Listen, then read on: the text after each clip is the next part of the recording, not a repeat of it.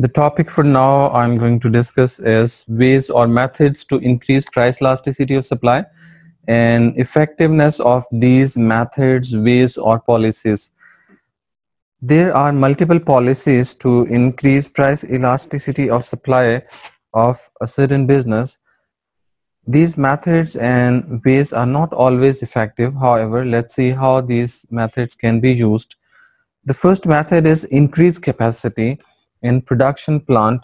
Business can erect new machinery. It can bring new technology to produce goods and services, which is fast and quick to produce greater volume of output in lesser time period.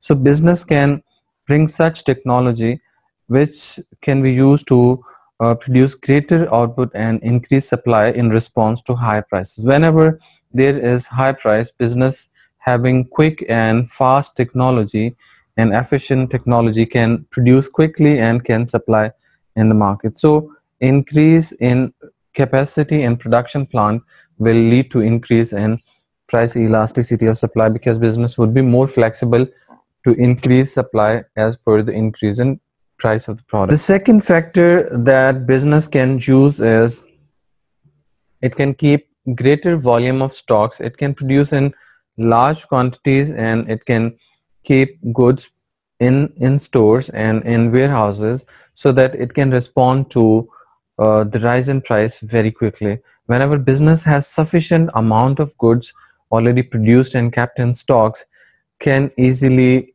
supply in the market in response to high prices to earn high profits. The next factor is change nature of product. Generally, goods which have durable nature and can be stored and stocked for longer period of time have elastic supply. So if the business is already using products which have short life, if the business is already producing goods which have perishable nature and have inelastic supply, business can change the nature of product from perishable to a durable product which can be stored and which can be stocked for longer time, and its price elasticity of supply will increase. And the last factor is business must based on long termism. There are so many business which are based on short term, so their elasticity would be less than 1 or inelastic. If business is based on long termism, its supply would be more elastic. Now coming to the next point, that is effectiveness of these policies or these methods. Whether these methods are always effective or not, it depends upon certain factors. These methods seem to be effective, but they are not always effective in every case, because increasing capacity of production plant by purchasing new machinery and technology is not always possible, and not always possible for every business, because every business has limited financial resources to purchase different things like raw material, employing more workers, and purchasing new machinery. Second factor was keeping greater stocks. Again, keeping greater stock also requires the facility of warehouse. So every business cannot uh, purchase warehouse, or it cannot build its own warehouse, or it cannot get warehouses on rent. So keeping greater stock is not always possible for every business.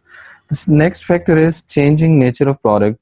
Every business has a certain technique or certain skill or experience or potential to produce certain product. If it has skill or experience of producing a product which has perishable nature, then it cannot immediately change its product, and it cannot start producing totally new product which is totally new for him, and he might not have experience of producing that product.